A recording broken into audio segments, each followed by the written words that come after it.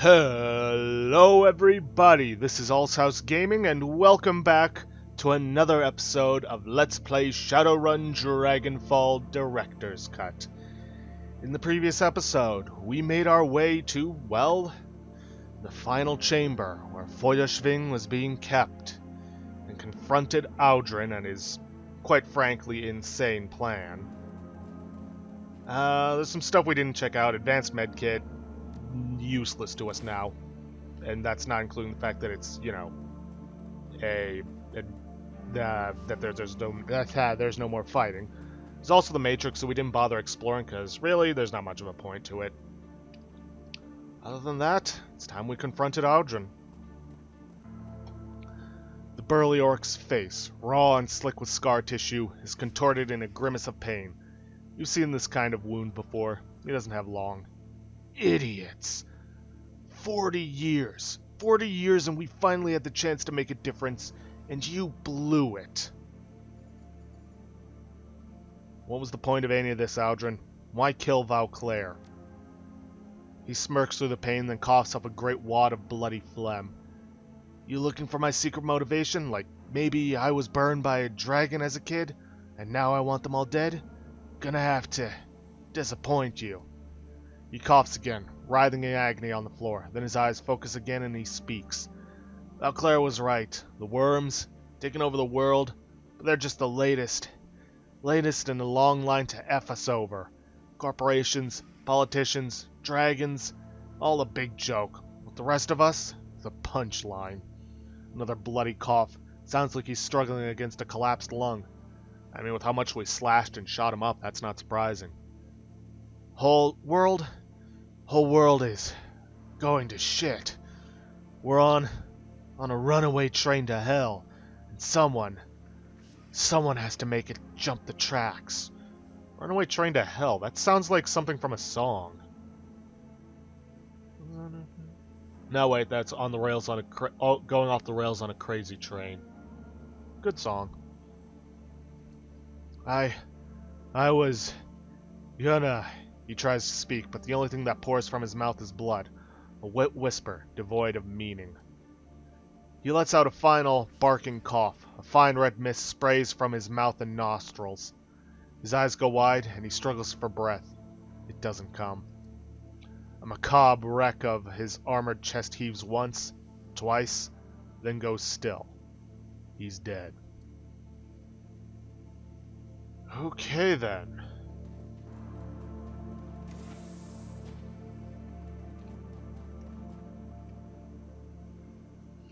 Dragon Chamber Operation Controls. Sequence Operations Control. Transfer Audrin A1. Panacea has been taken offline via external override. Infusion process aborted. Dragon is not infectious. Now then, we could just unlock the chamber's exit door, get out of here, blow it all to hell, and let everything sort itself out. Or we can lower the astral entity containment cell into the chamber, aka the being that holds Feuerschwing's soul, so to speak. If Apex is still alive and you acquiesce to its demands, then you can also transfer control to Apex. Lower the astral entity containment cell into the chamber. Let's walk away for now. Containment console, huh? The gaunt woman stares wide-eyed as you approach. She presses one hand to the wall of her glass prison, closes her eyes, and mouths one word. Please. The console next to the containment cell appears to control a variety of functions related to the cell's operation, including its life support systems. Next to it is a small intercom button. Activate the intercom to speak to Feuerschwing. A green light activates inside the containment cell and the gaunt woman flinches up at it, startled. Then understanding appears on her face and she begins to speak, her eyes flashing from her dragon body, then back to you again and again. Close now, so close. The elf has done what has been done. The longest flight nears its end. She is so close, so very close now. She stops suddenly, her eyes take in the devices surrounding and invading the dragon's body. Tubes of viscous yellow liquid running into it, the monitors flashing their status. Recognition and horror explode onto her face and she screams a long, mournful wail. Vauclair, no! No! Defiled! I am defiled! Her face contorts into a mask of fury and her mouth opens wide, wider than should be possible. Her neck cranes forward and her head swings from side to side as she hisses her rage. She slathers her spittle, hitting the glass between you as she speaks. Despoiler! Pissant! Vermin! Pig! Dog! He dares touch Misa Cred me? I have no idea. Shall rend him, flay him, burn ash, nothing left but ash. She stands there panting for a moment, spent, then her eyes narrow, focus, ice over. It will be so, Valclaire. I will make it slow, delicious. Valclaire's dead, Feuerschwing. The gaunt woman breathes a ragged breath, releases it slowly. When she speaks again, her voice is flat. Will you release me now, elf? Make me whole again. Whole. Maybe, but you need to answer some questions first. You dare? No. Ask. Ask your questions, little elf, so I may escape this cage. The long sleep awaits. The long flight will finally end. Why did you do it? Why kill all those people? The gaunt woman covers her mouth with her hand, a look of horror in her eyes. You did do it, right? You burned thousands of people to death. She glares at you over her hand, nods her head yes. Burned, yes. Also cold. I awoke to the cold, the gray. Where is the green, elf? Where is the green? What is it? What is the green? The mother, lost. What have they done, little elf? What have they done?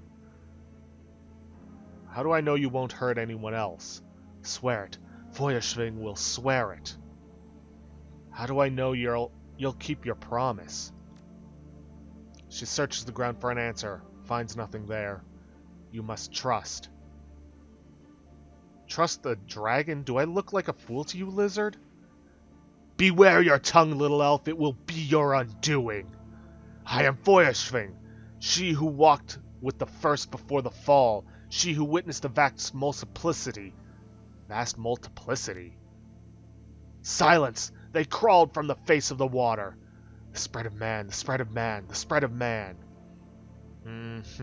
What will you do if we let you go? She closes her eyes, rapt. Soar. Over trees, over fields, over mountains, soar until my wings can hold me aloft no more. And then I will sleep the long sleep until the next age of the world, and begin again. Begin what?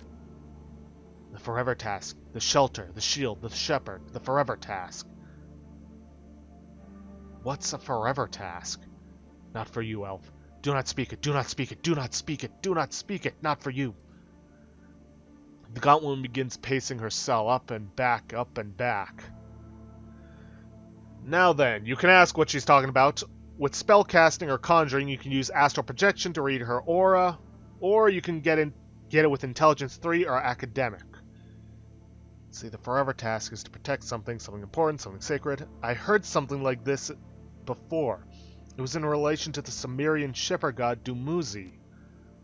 The gaunt woman stops her pacing. Slowly her eyes rise to meet yours. They are lucid, unblurred by time or torture or separation from her body. Dumuzid. That is one of the names, yes. Dumuzid, of the fair-spoken mouth, of the ever-kind eyes. The names change, but the forever task is. Dumuzid was a shepherd god. Are you a shepherd too, Feuerschwing? I am the shelter, I am the shield, I am the shelter, and I have failed. I smelled it first long ago, when I awakened from the long slumber. The stink of it choked me and I retched. Then I saw it, for as far as my eyes could see, far, far to the horizon, human stone and metal, glass and flickering lights, sprawled across the land, slicing into the sky, lording over the green, smothering the whole of the world. It seems to me like she's meant to be some sort of protective nature spirit. Like, she's meant to protect nature in its whole, and, well, apparently she failed, because when she awoke, nature was destroyed by, well, concrete, metal, and glass. Yes, gone, all gone. The cold is won, the world is metal. Feuerschwing is lost. You're not lost. You said you would begin again, remember? That is the eternal task, yes. To sleep the long sleep, begin again in the next age of the world. She wraps her arms around herself, quietly shivering. Lost. Feuerschwing is lost. There will be no long slumber. The world is dead now. Feuerschwing is dead. Will you finish it, little elf? Will you end Feuerschwing? No, Feuerschwing. A forever task requires patience and faith. The next world could be better.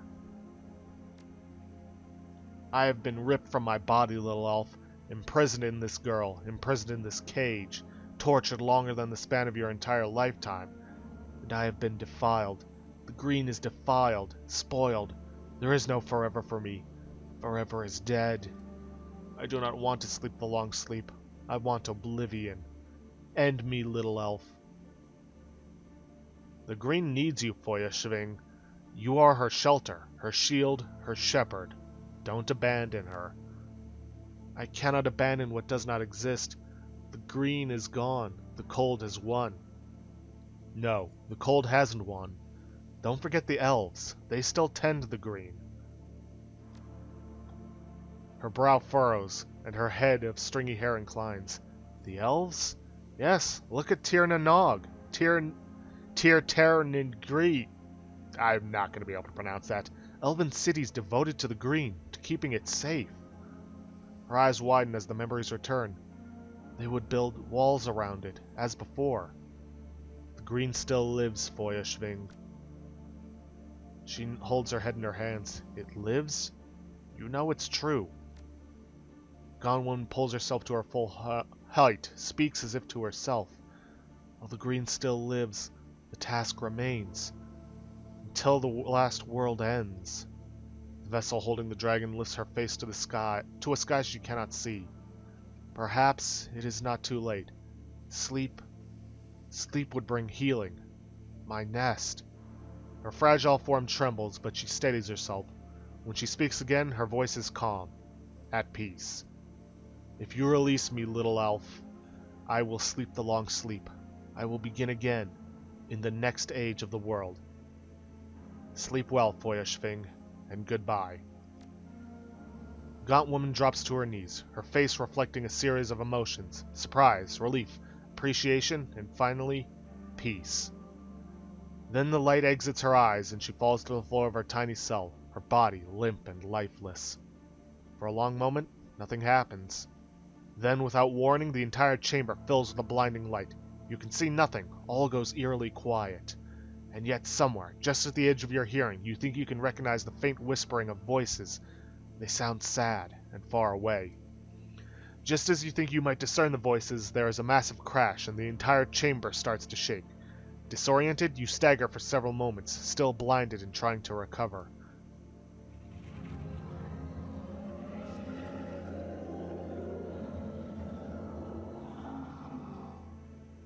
You steady yourself and return in time to see the faint form of the dragon disappearing in the distance. The Feuerschwing is gone. We just released a great dragon. An insane great dragon. She has a point, Talia. What Valclaire did to Firewing was wrong, but I don't know if that justifies setting her free.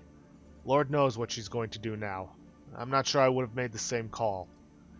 Oh, come on, Iger. How many other people can say that they've released a captive dragon into the wild? Blitz turns to you and he cracks a wide grin. That was a badass play, Chief. 10 points for style, no question about it. What's done is done now. There's nothing else for us here. Let's get back to the Kreuzbazaar. Yeah, our job's finally done, and we didn't see a single Nuyen for it. And we also lost some friends along the way. Unlocked the chamber's exit door. Action completed. Auxiliary door unlocked. And let's set the facility's self-destruct. Warning, this process will lock down all further terminal access. Are you sure you wish to proceed? Yes. Base destruction commencing. System offline. And let's get out of here. You punch the button and the alarm klaxons blare. An ominous rumbling sound fills the air and the walls start to shake. We need to leave. Now. You have a gift for understatement. Let's get the hell out of here. Agreed. No sense in letting this place remain where somebody else can make use of it for who knows what. Let's return to the Kreuzbazaar. It should be noted you also can hand over the dragon body to Apex, but, well, as I've said far too many times at this point, never a good idea to free an AI, and definitely not a good idea to give it a dragon body. You step out of the van, climbing down into the tunnel leading back to your safe house. Just hours ago, you saved Berlin from fire and ash, from the would-be sacrifice of Dr. Adrian Vauclair. It feels strange now, returning in secret, in silence. The other residents of the Kreuzwasser go about their business, unaware of what almost happened here tonight. It's finally over. Your team and your Kiez are safe once again.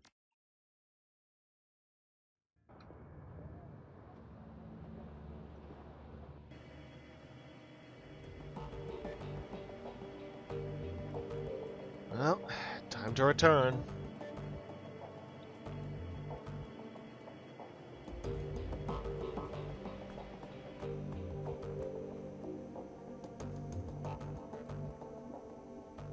The team is waiting when you walk in. Their faces are haggard, their shoulders slumped. Was there a point to all of this, Talia? We lost Paul, lost Monica, the Kreuzbazar. So many people dead. It was just supposed to be a simple job, remember? A milk run. Get into the estate, snatch some data, and get home in time for worm talk. Yeah, it wasn't a milk run. But Vauclair's plan failed because of us. That's something. I get that, Talia, I do. But that's not who I am. I'm a soldier. I take orders and execute them. This whole thing about dragons taking over the world, the thought of them slowly hoarding everything, it's too big to think about. We're street level. We run the shadows. That's it. Worrying about these sorts of issues is beyond our pay grade. That's what they want. It's what they need. The corps, the dragons, the politicians, everyone. They want us to think that we can't make a difference. They put effort, a lot of effort, into making us feel small, insignificant. But we're not. We had the power in our hands today. We had a choice and we made it. And because of that, the world is different. For good or for ill. That's right, for good or ill. We can't see the future. I don't think anyone can. But the world is different now, and we're the ones who changed it. So did we, did we win? I'll tell you what we did. We avenged Monica and Paul. That's what we set out to do, and we did it. You watch the team take this in. Iger nodding her agreement. Glory staring ahead, lost in thought. Dietrich frowning, eyeing the floor. Blitz fiddling with his deck and pretending not to understand. Iger breaks the silence. So what now? Monica's gone, Paul's gone. Do we keep running together, or is this the end of the road? Glory steps forward, her expression is troubled. I'm afraid that I'm out. For a while, at least. This will change depending on how you went about Glory's side mission in Feuerstell. I have some personal business to attend to. There's a man that I need to find. A vicious, repulsive monster who needs to be brought to justice. Talia knows what I'm talking about. I might be gone for a long time. For the time being, you should write me off. Maybe find someone to fill my shoes. But this place is my home, and you people are my family. I promise you, when the job is done, I'll come back to the Kreuzbazar. I hope that you'll still have me. Hey, we'll be here, Glory. There'll always be a spot for you on my team. Glory nods. Understood. See you around. I'll miss you, love. Be safe. Dietrich turns to you. Well, I'm in. I'm getting kind of old for a Shadowrunner, but I'd rather die in the shadows with you people than live... I don't know. I thought I had something going there. Whatever. The point is, I'm in. That was beautiful, man. Iger turns to you. So, Talia. You gonna stick around with the Kreuzbazar and keep running the shadows with me? You've done a hell of a job. I'd be happy to follow your lead. Let's see... If it means picking up where Monica left off and keeping the Kreuzbazar safe, I'm in too. Makes sense to me. Iger looks around, realizes that she forgot Blitz. What about you, Blitz? What about me? Blitz's expression is sober. I mean, sure, whatever, I got nowhere else to go and no one to give a shit about me. Why not hang out with insane dragons, assholes toting enormous machine guns, and devil dogs that hump my leg when no one's looking?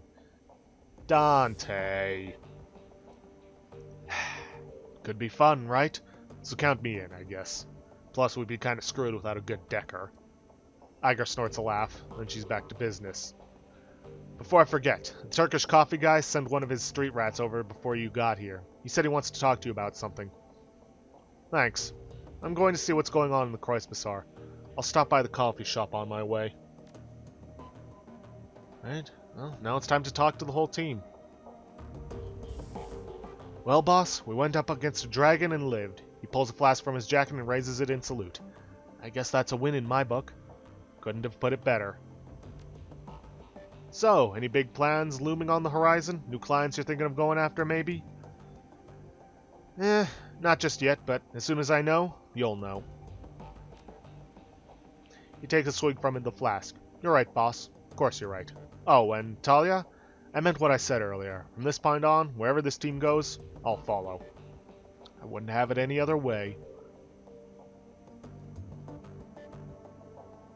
Hey, Chief. That was a hell of a thing, wasn't it? Yeah, it was. I'm glad to hear that you'll be staying on with the team.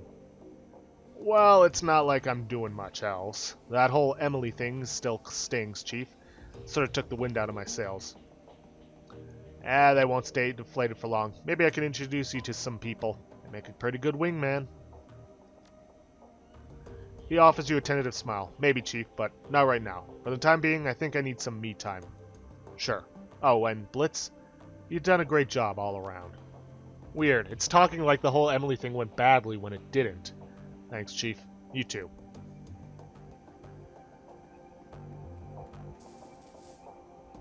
Talia, I'll admit it. You did a hell of a good job back there. I couldn't have done better myself. Yeah, you'd have done fine. But it was my job to lead the team, so I did it. She nods appreciatively. That's the right attitude.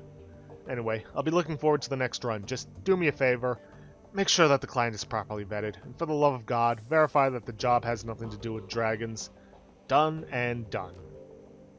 Good woman. She dips her head in salute. Until next time. Now, Glory's whole thing changes drastically depending on whether or not you saved the kids or you killed Harrow. If you didn't kill Harrow, she'll decide to track him down. You can convince her to let you come along, but she won't agree. Don't be too persistent or she'll get upset and will believe that all your talks with her were all about what you wanted. Glory looks up at you from her preparations at the sound of your approach. She offers you a slight smile. Talia, you got us through the night alive. Well done. You're running off to find Harrow, I take it? That's right. He's already gotten enough of a head start on me. Wherever he's gone off to, it'll only get worse the longer I wait. So I'm headed out after him, and I'm leaving tonight. Well, I'll keep a seat warm in the safe house for you. Do you know when you'll be back? Tracking Harrow isn't going to be easy. He could still be somewhere in Germany, but it's just as likely that he hopped a flight or booked passage on a container ship. If he did either of those things, he could literally be anywhere. Maybe I'll find him tomorrow. Stranger things have happened, but it's more likely that it'll take months, maybe even years. I could look through Amsel's old contact list if you want. It's a long shot, but maybe one of them could point you in the right direction. She nods. See what you can find. You know my comlink number. Well, I guess this is it for a while then. It is, but only for a while. Talia, your friendship means a lot to me. This team means a lot. I wouldn't be leaving if I didn't have to, and I fully intend to come back. I'd like that. I'd be willing to bet that we all would. I know. I'll be back as soon as the job's done, Talia. That's a promise. I'll hold you to that. Good hunting, Glory. She offers you a parting smile. Thanks, Talia, for everything. Alright, now to check the mission computer, and then we'll head out on the Kreuzbazaar, check in with everyone. I tried looking into this whole 100 message thing. Apparently it's just a glitch. Let's show you, check the Shadowlands. Don't have any pay data, do we? Nope. It'd be pointless at this point. And nothing. Huh. Okay, I was expecting at least something.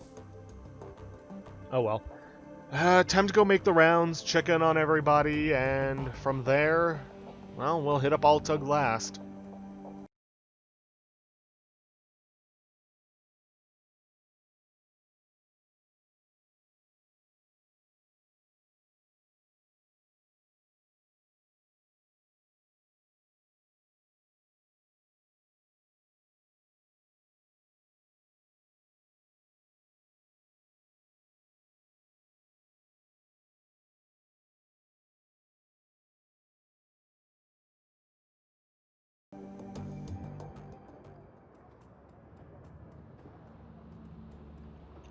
Lane, got anything to say?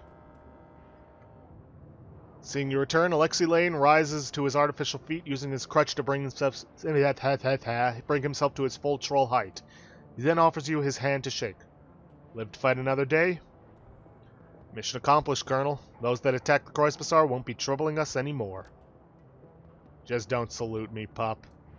Lane shuffles forward, coming so close that the smell of leather and machine oil are almost overpowering. He lowers his voice, marking his words for you alone.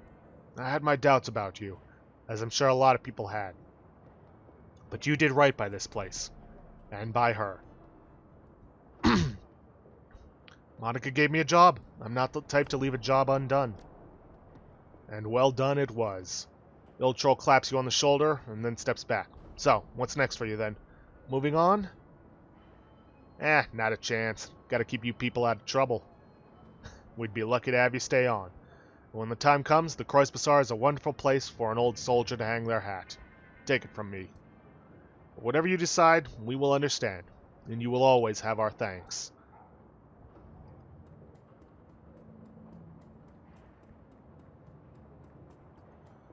Okay, what else we got? Simi. Let's talk to her.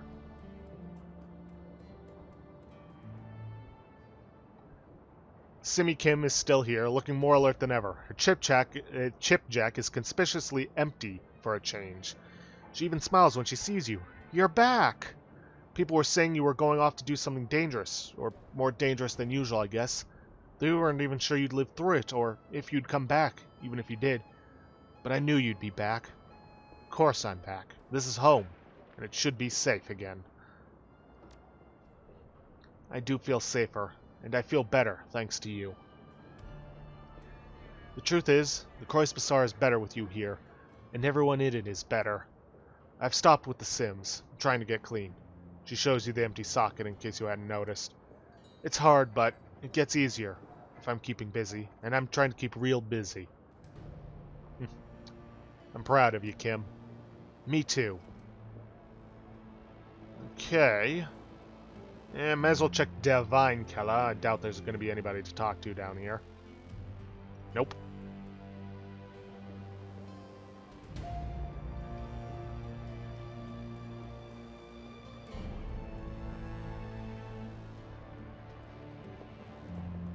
Can't talk to Zach Flash. Maybe Escabel's got something?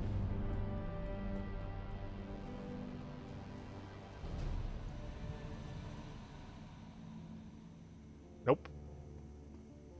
A lot fewer people to talk to in the Bazaar than I thought.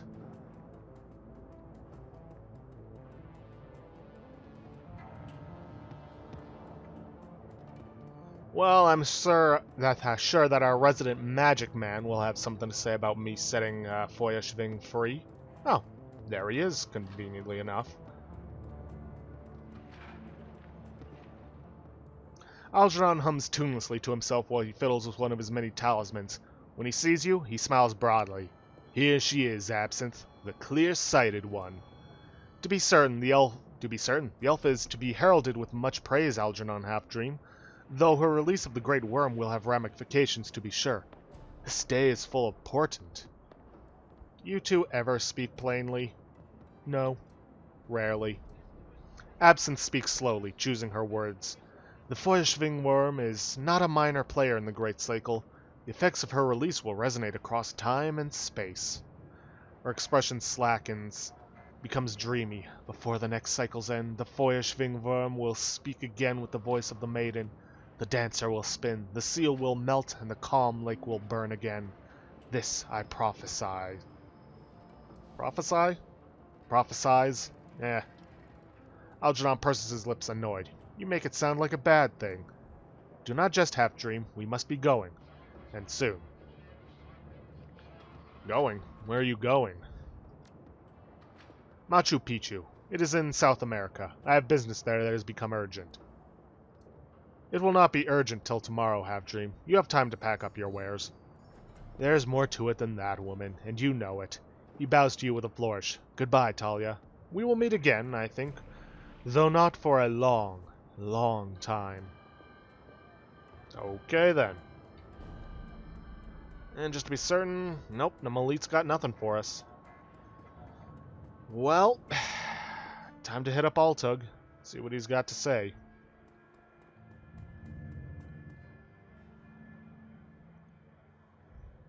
Ah, how very propitious that we meet again, O Mistress of Mayhem.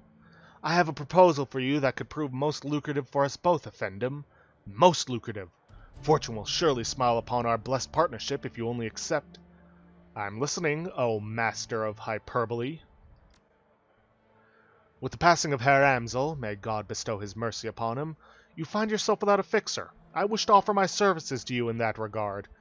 You will find that Altug Burak Ghazi is a most connected and business-savvy partner. Choosing a fixer isn't something you do lightly, Altug. I need to think about it. Hear me out, most improvident of calamities. Burak Ghazi knows Berlin, knows the players. I've already found a potential client, a most prosperous one with deep pockets.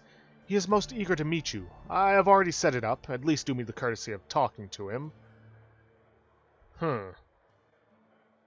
Sure, Altug. I'll talk to him. You never know. Most excellent, Effendim. Delightful. When you are ready, take the U-Bahn to Brandenburger Tor. He will find you there.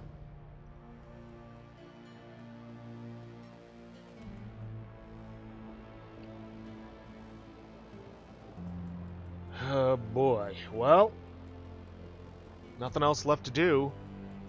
Let's head on into the... Yep. Now that I think about it, I don't think I interacted with Dante and gave him his pets. If I even could to begin with. Nope, I can't. A shame.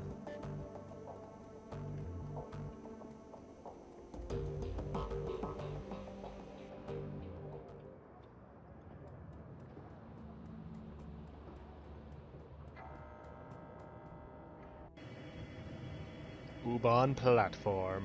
Let's do this.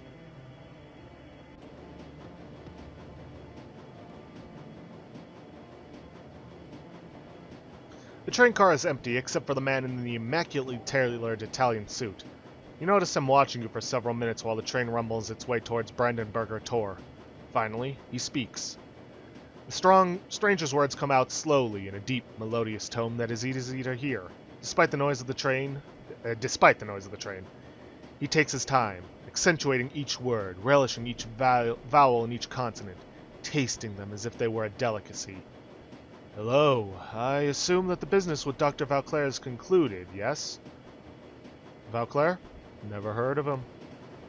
Yes, of course. In your line of work, discretion is required. That is good. The man inclines his head slightly in the introduction. Hans Brockhaus. I represent an interested party, someone who wishes to know about your encounter with Dr. Valclair.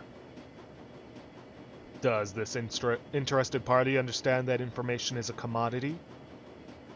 Brockhaus continues. My employer also wishes to hear about the Lady Feuerschwing, a fascinating creature, so unlike her brothers and sisters. It is a relief that she is now free. Dragons are not meant for captivity. The Lady Feuerschwing least of all. She was special in this world. I am sure you would agree. Well, dragons are no different from anyone else. There are those who take and those who get taken. A dragon is just another taker. He purses his lips, considers. Just another taker.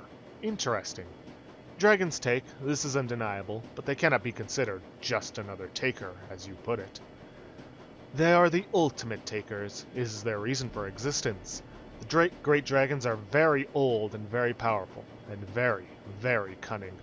A cunning unknowable to you. You look at a moth and barely perceive sentience. You glance its way, amused as it flutters towards a bright light in a vain attempt to... what? To enter? To draw strength? To burn? It doesn't know. Its epic struggle is barely 1/100th of your lifespan. The sum total of its existence is nothing against the vast scale of your struggles, your hopes, your dreams, which it could not fathom in 1,000,000 years. Poor moth. He leans forward. You will live and die between the beats of a dragon's heart, mein Freundin. What hope do you have of understanding them?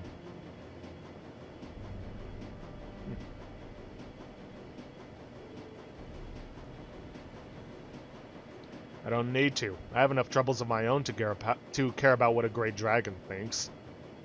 Of course, your myopia is by design, and just as one drops a frog into cold water, slowly turning up the heat to veil its impending doom, meta-humanity has slowly allowed itself to be enslaved by the mega-corporations, and now the mega-corporations are becoming enslaved by the great dragons. But not the Lady Feuerschwing. Not her. My Lady Feuerschwing was a nurturer, a caregiver, rare among her kind. Where her brothers and sisters saw the world as a prize to be won, she saw it as a garden to be tended. Can you imagine? For world upon world, the great Feuerschwing brought wisdom and succor to countless souls, and she was loved for it, exalted, a goddess. When she awoke from her long slumber in 2012 and saw what the world had become, what meta-humanity had done to the garden she had tended for great ages, she struck with rage, regret, frustration, and anguish of a mother whose children had played with fire and burned the house down, killing themselves in the blaze. She unleashed fire and death through her tears. And now she is free again, and insane. The perfect addition to the sixth world. You seem to know a lot about dragons, Hans. Think your employer wants you telling me all this?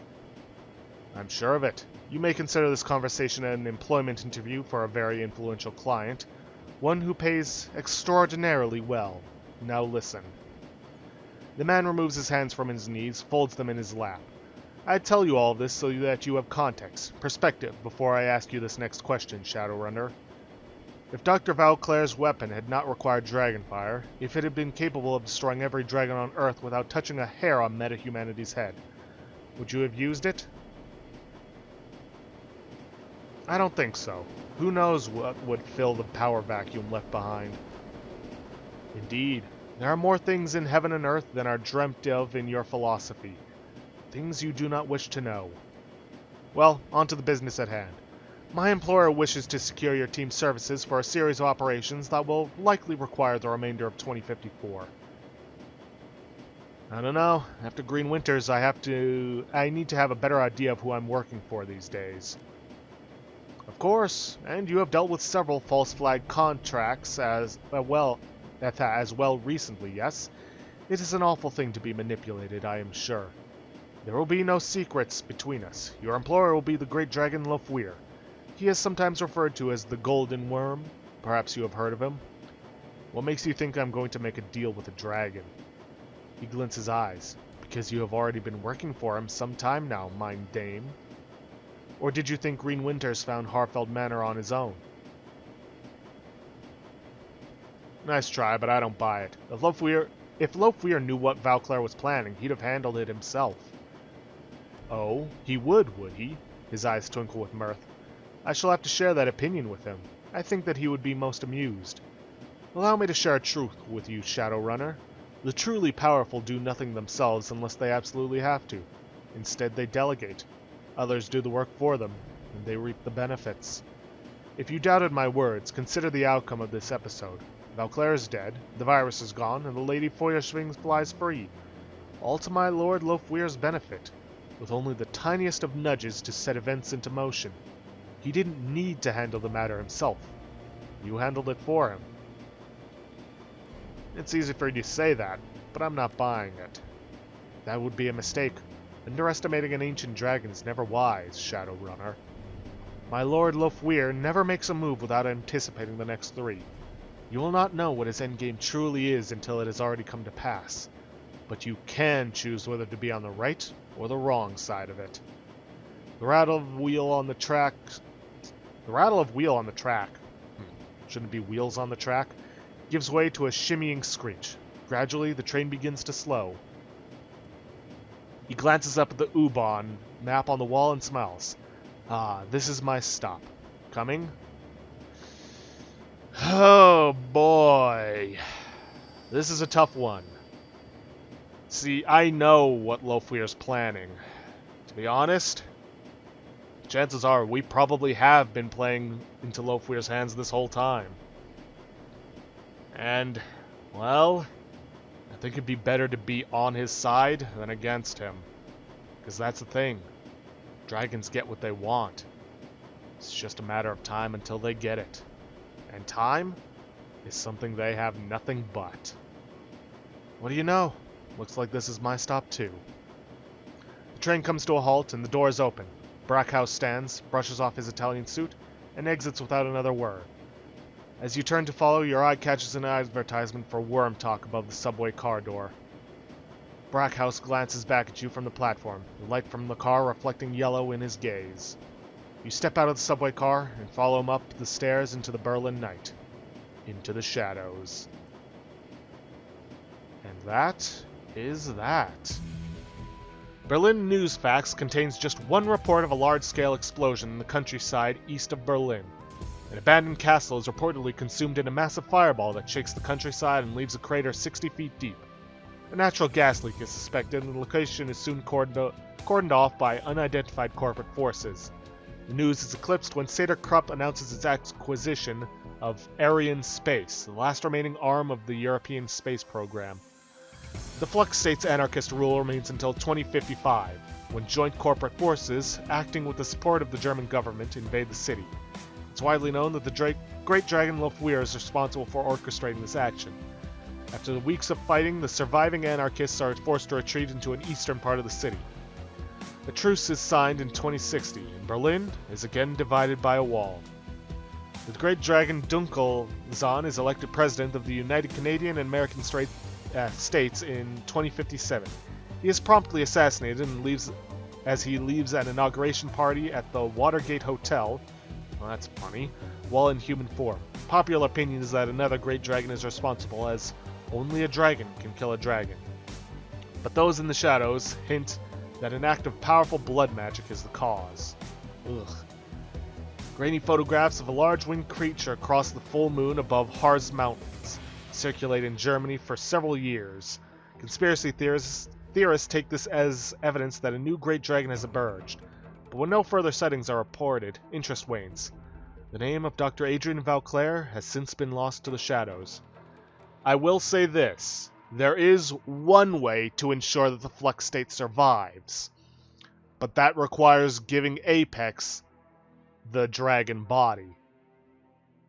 I don't think it's worth it. Plus, there's some other things, but that would be spoilers for the next game in the series, so I'm not gonna say anything about it.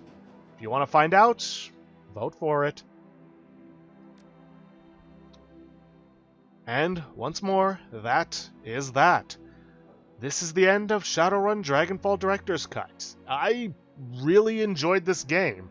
The only frustrations I ever had were, well, when my recordings failed and I had to redo it all over again because a lot of reading, not very good for my voice. Ugh.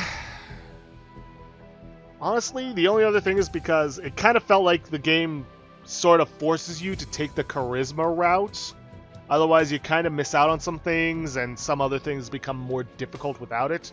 Bear in mind, you can do without it, but I personally don't recommend it. Other than that, the game was fun. The tactical combat was fun as well, even though you could never really tell when you were flanking someone.